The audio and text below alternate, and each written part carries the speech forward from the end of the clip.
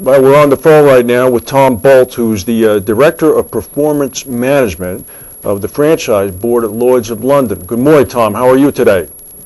I'm great, Frank. It's great to speak to you. Well, it's a real pleasure to have you doing this interview, and we thank you for it. Tom, let me, maybe before we even get to any talks about it, there's always in the United States, people get confused. The Performance Board sits under the Lloyd's Council, and the Performance Board is, I understand it, nominally charged with two very big roles. One, of course, protecting the Lloyd's brand name, and the other is protecting the central fund, if you will. And I know that when the Performance Board or the Franchise Board came into being relatively recently, there might have been some grumbling with underwriters that there was going to be now much closer scrutiny and oversight of what they were writing, limiting their creativity and thus and so forth. Is that pretty much what the Franchise Board does? And I mean, how is it received now with your constituents?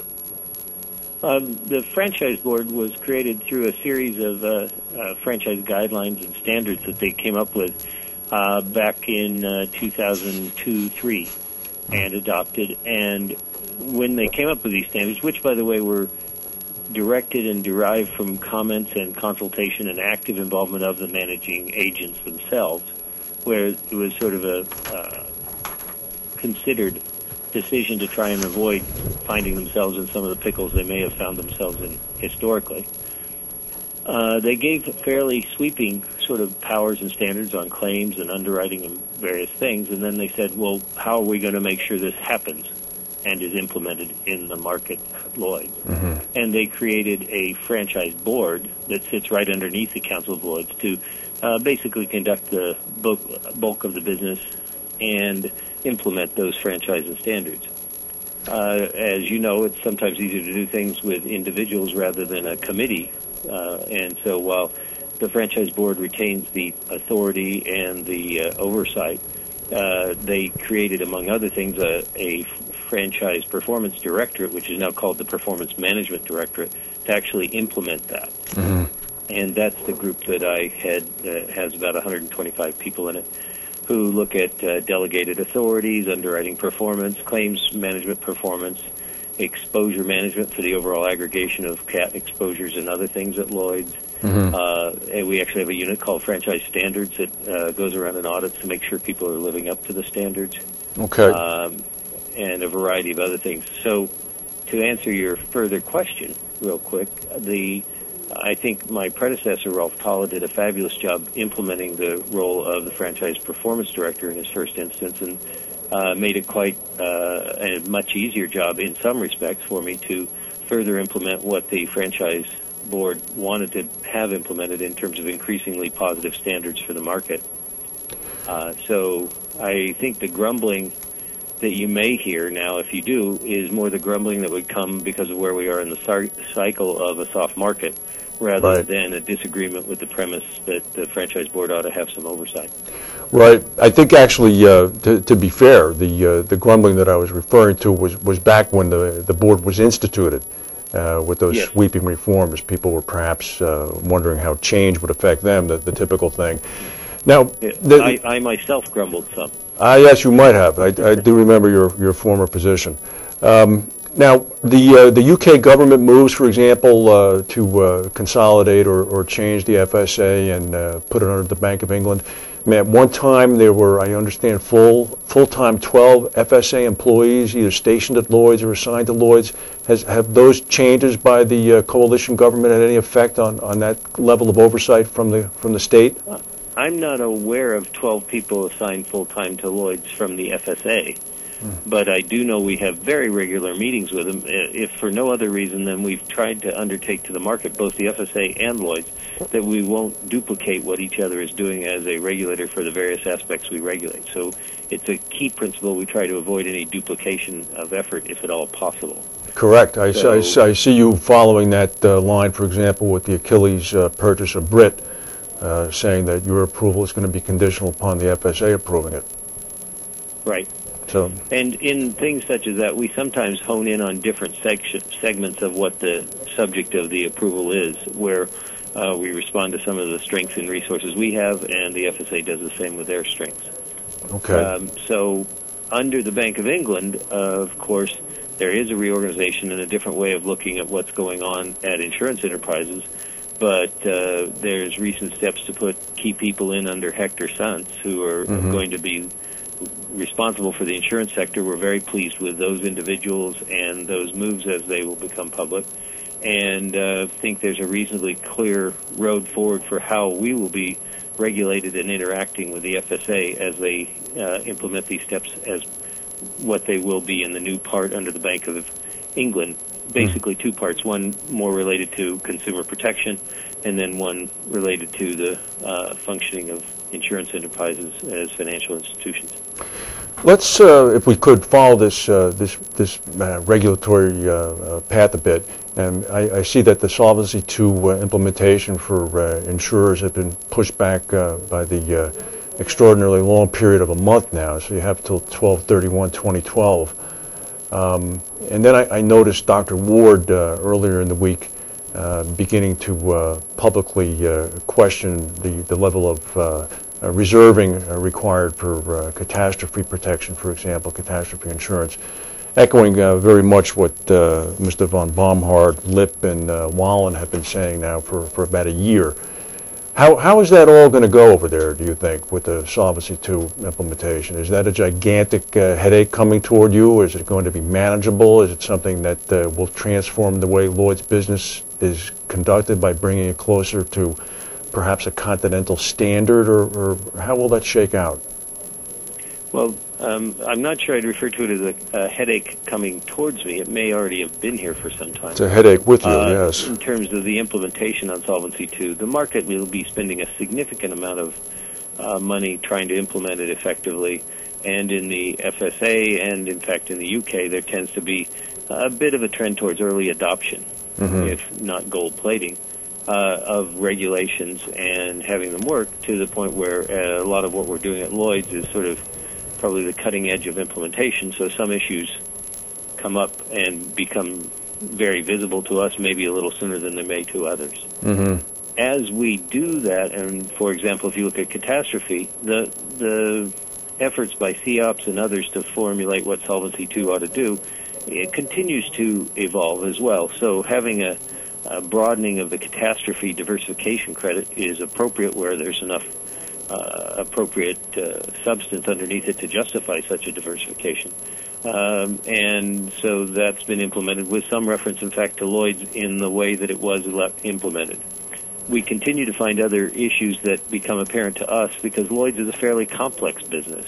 We do business in so many countries and across so many lines of business that some things that might not be evident if you were a small monoline or regional carrier in Germany, for example, those issues wouldn't necessarily show up as you go to implement what the rules appear to say under Solvency II. Is there ongoing dialogue with the implementors? Absolutely. There is. All right. Absolutely. In fact, the general counsel and one of the folks who spends a lot of his time speaking to the folks in Brussels will be there, I think, 2 weeks, a week from this coming Tuesday. And we have a very active and ongoing dialogue with them in terms of trying to make sure that our understanding and implementation is correct. And in fact, if we see things that appear to us to maybe work differently than we think they intended, we try to make sure that's highlighted as well.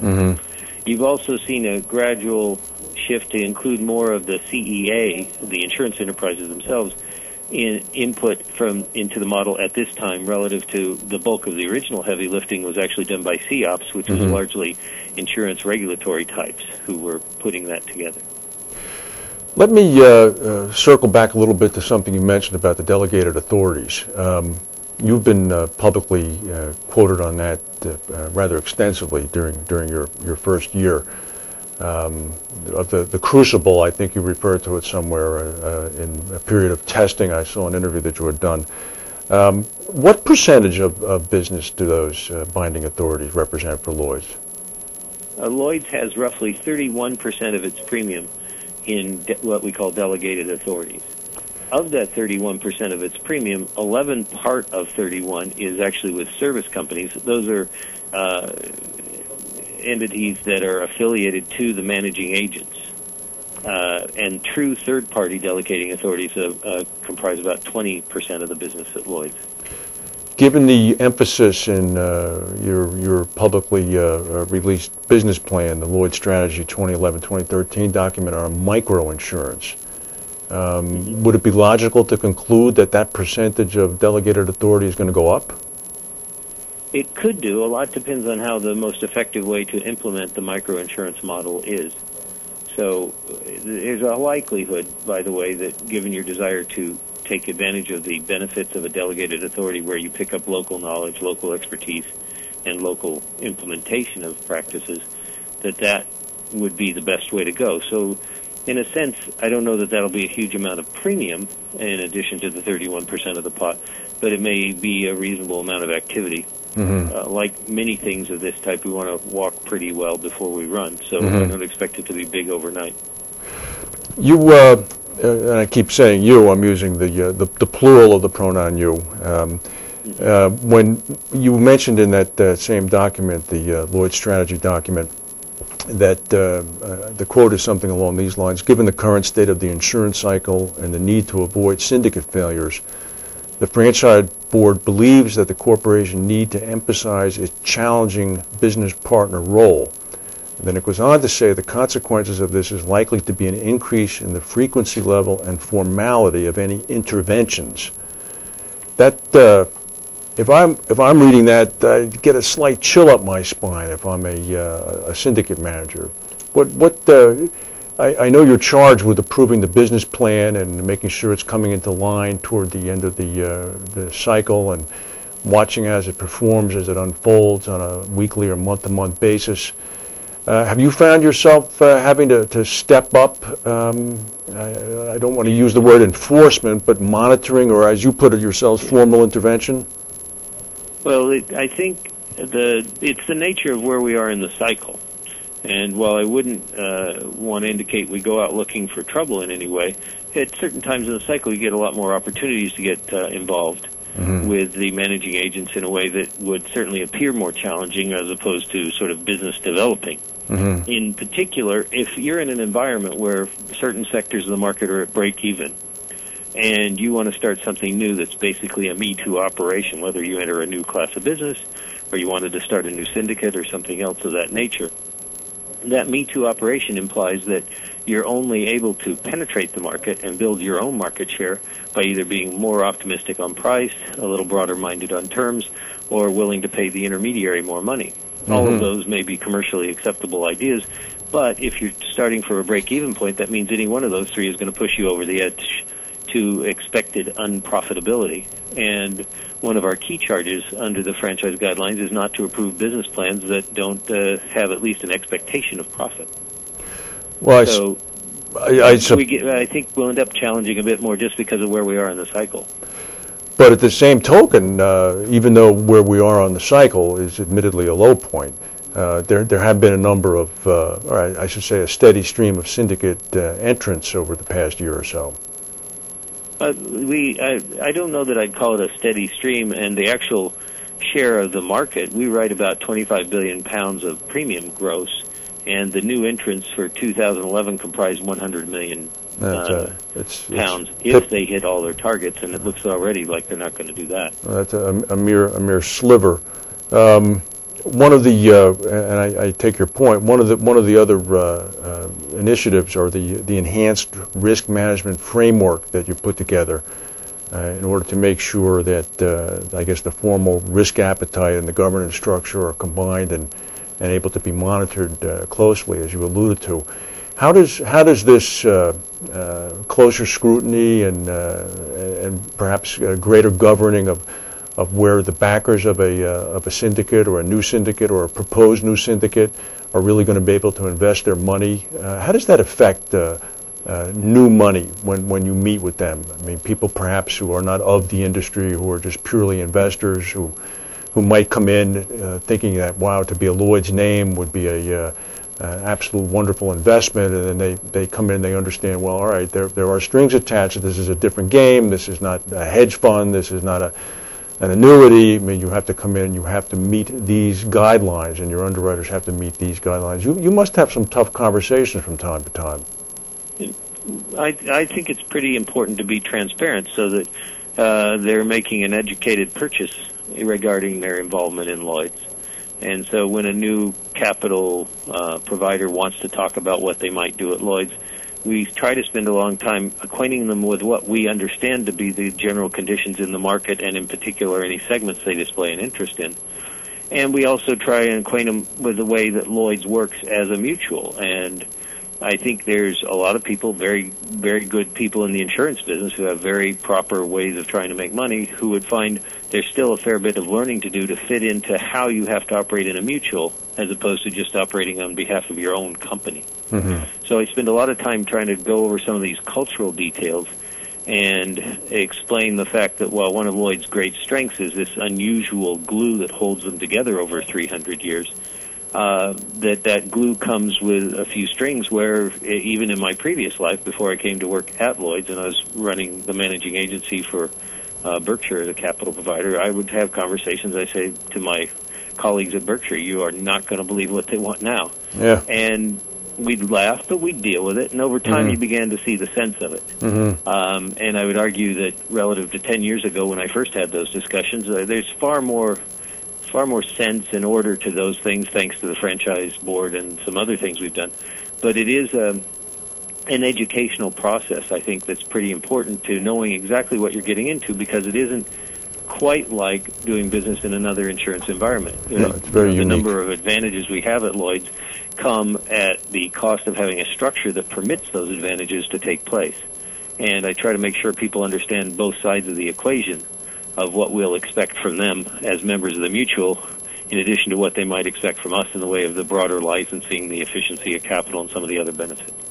That education process, in specific regard to the delegated authority business, for example, I've noticed that you're intent on shining a light, a technological light, if you will, into these indigestible masses of hundreds of thousands of risks that just come in every day, insisting that these be reviewed and looked at and accounted for individually. I mean, how considering it 30% of your business plus, I mean, this is a big initiative for you. Can you talk a little bit about that? How is that faring? I mean, what kind of pushback, if any, are you getting from the actual people writing the paper on it? We aren't actually getting much pushback at all, and what we've done over the last year, while on the one hand, if you look at the strategy document from Lloyd's, we've indicated that delegated authorities in many cases are our preferred way of expanding the footprint of Lloyd's into jurisdictions where we can again capitalize on the local knowledge and local expertise. Correct. That's great, but at the same time, with giving some people these authorities, which range from prior submit where there's no real authority, it's mostly a marketing arrangement, to ones where there is some freedom on rates and structure of the contract, that we pursue the old Ronald Reagan approach, which is trust but verify. Uh-huh. And the verify part is what we've tried to do by strengthening what we do on the auditing front. If, for example, you have a delegated authority binder that you've entered into, you're also supposed to have, as a managing agent, an audit plan for that delegated authority. We have a team of people who go around to the managing agents and say, okay, let's see your audit plans. Let's see that you've actually affected them. If you have actually had the audit done, did it come up with any findings? If there were findings, have you acted on those findings? Mm-hmm. So we don't actually go out and audit the delegated underwriting authority holders themselves, but we insist that those people doing business with them have done what it takes to make sure that the original contractual undertakings that they had and the understanding of the business they were going to write continues to be the case. And given the pressures of a soft market, that's as important now as it has ever been. Indeed. The other thing that it's helped us with, by the way, is in this focus on auditing, the delegated authority underwriters themselves, the cover holders, have said they like what we're doing to try and force a more thorough but consolidated audit rather than have 5 or 6 syndicates who do business with them do audits in sequence, trying to collapse that into one really good audit that is shared amongst the underwriters seems to be a preferred way to go. I think that's possibly a very key point, because each one of those cover holders is the recipient typically of an annual visit by a representative of a Lloyd's syndicate who comes with a tally sheet and sits down and says, okay, here's how you did or here's how you didn't do. So those cover holders often are overlooked. They're also looking for protection or cover from sort of being treated uniquely. So that's an interesting observation on their point. Let me point out another area of interest, and that would be the fact that I mean, you're the world's largest broker market, and the top 3 brokers now account for at least 50% of your premium. And we're talking, of course, about the soft market cycle. That means that premiums go down, and that means retention levels go up, and all contribute to a lower commission stream into the broker market, into the broker's coffers, which means that being smart people and stock holding companies, they have to try to maximize new revenue as much as possible, so they've come on with a variety of new services and offerings. One of the points in your plan, you mentioned that initiatives that brokers might have come upon in order to increase revenue, any such initiatives that could give rise to, quote, prudential concerns on the part of the franchise board would prompt a quick response by the corporation. Can you talk a little bit about that? I mean, we all read the same newspapers. We all know some of the public situations with contingent fees and things of that nature that have been brought up. And how do you see the situation from where you sit, considering you're the person who would be seeing and discerning whether or not it is a prudential concern, than being the one who would be promptly responding? Okay, there's a few aspects to that. In terms of the brokers, I have an enormous sympathy for their position. In a declining revenue market, they're under considerable pressure to continue to show earnings growth and other things, so they tend to put pressure where they think it can bear the most results, and somewhat surprisingly to me, given how much value they really add to their customers, they don't seem to be able to ask their customers for much more. So they've turned at this point in the cycle to asking underwriters to pay a bit more. And in many cases, they try to offer services and other things that would justify additional payments that would be, at least in their terms, billed as services provided rather than attaching to any one submission or underwriting placement slip. If you do provide services under the new Solvency II guidelines, you need to have a service level agreement, you need to have service standards that are monitored, and you have to watch them and pay attention to them, so you make sure that that everybody's living up to what it is they're charging you for. If you can't bring some specificity to those charges as to how they relate to the services you are offering, then the UK has just passed a fairly broadly written bribery act, which everybody, even looking at corporate entertainment over here, is looking to make sure they're not falling afoul of the new terms and strictures of that. So you have to be fairly careful in terms of what you do to do that. But having said all that, my personal concern is what consenting adults do in terms of what the proper consideration between intermediary and insurer or reinsurer is between those consenting adults. But what I do think it's my responsibility to do is to make sure that there is appropriate disclosure to the client of the actual cost to him of what he's paying and what his intermediary, because these guys are acting for the client, not for the underwriter. What is his consideration in the transaction? So to try and make it possible for people to be aware that there are fees that may not show on the slip, if they exist, we try to highlight them in the aggregate, not specific. And also, key to that is I want to make sure the market understands what its true cost of distribution is, and it doesn't get lost in the accounting below the line or elsewhere. So my concern is for transparency in terms of what the real costs of an intermediary channel are, and also to make absolutely sure that there's every opportunity for the insured to understand his costs, so we don't find ourselves called on the carpet in the way some people were called on the carpet 8-9 years ago. Right. I think that would be that's a very, very laudable goal, and we wish you well with that, and I think you're going to succeed with that. Let me just give you 3 quickies. I know we're taking up some of your time.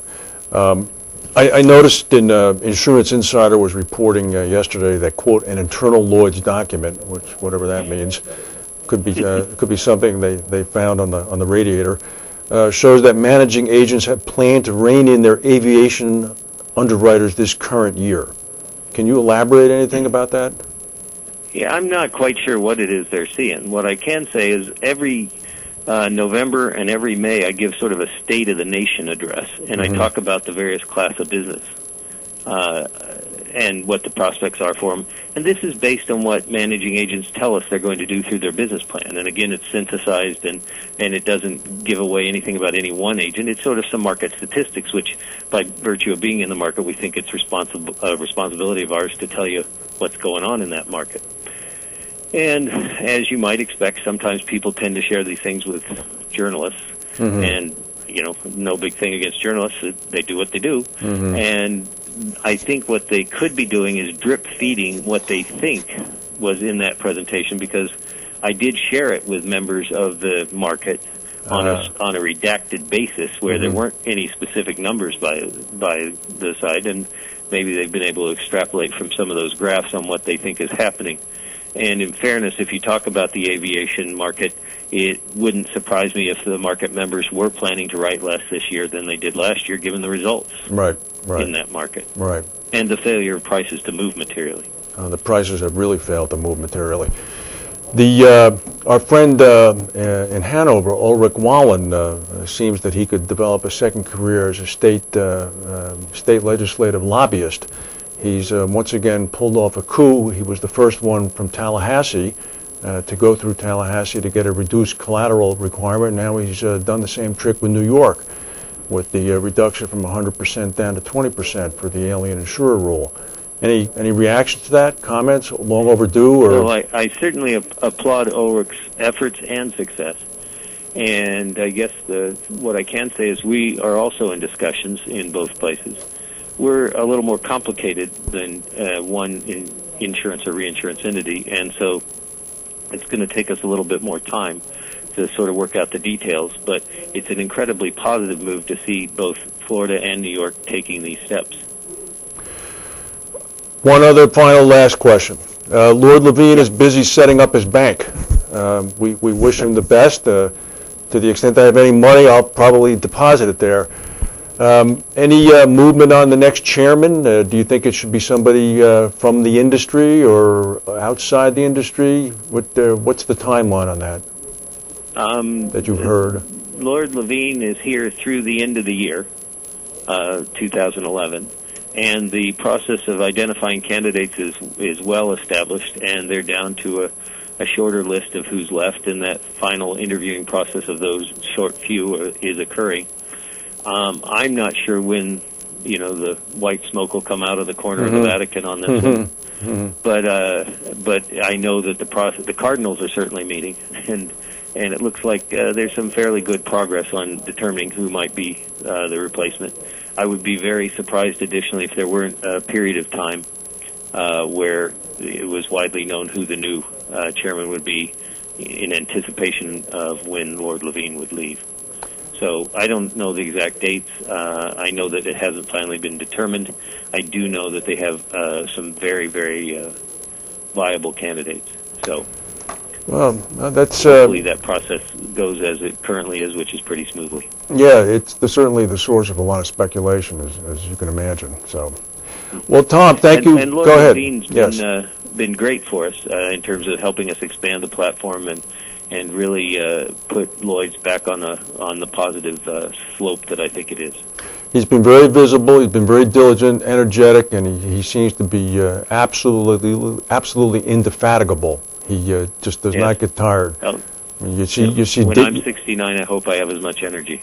Well, I see date lines with his name in them, and they're separated by 2,000-mile hops, and they're like one day after another. It's like, my God, the guy must live on a plane. So. Well, Tom, thank you very much for your time today. We appreciate it, and we'll look forward to seeing you soon and talking to you in the future. And best of luck with a very tough job. Well, thanks very much, Frank. I appreciate it. Talk to you soon.